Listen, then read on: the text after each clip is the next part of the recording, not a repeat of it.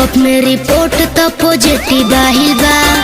ए राजा आई कैसे बताई, चेकअप में रिपोर्ट तो पॉजिटिव आइल बा।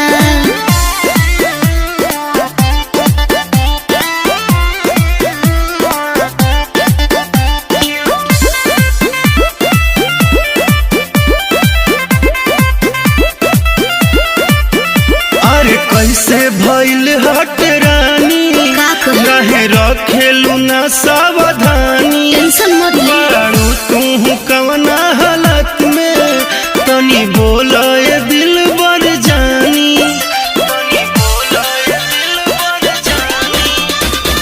ए राजा जी दिल घबराता, टेंशन में ना कुछो बुझाता।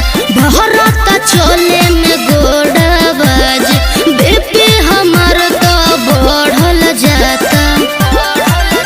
रानी सुनिए के माथा पागल आइलो बा।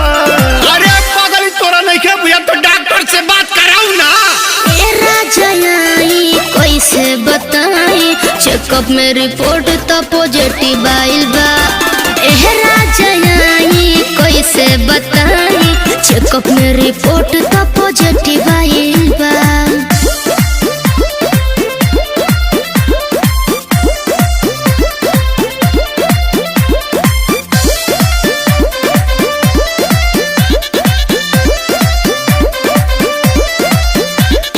कहले है डॉक्टर बतावा, राज हमरा से ना तू छुपावा। बैठल जाता दिलवा हमार हो, अच्छा सुनाया जी और न डेरवा। देखो मुंह नहीं के दोले, अभी मुंह में पूछो लिखे गल तोरे फेरा में बात। खुशी घर परिवार बाबू, नया समाचार बाबू, कुछ दिन में आवे वाला बेटा पिया तुहार बाबू। अब खुश बानी नु।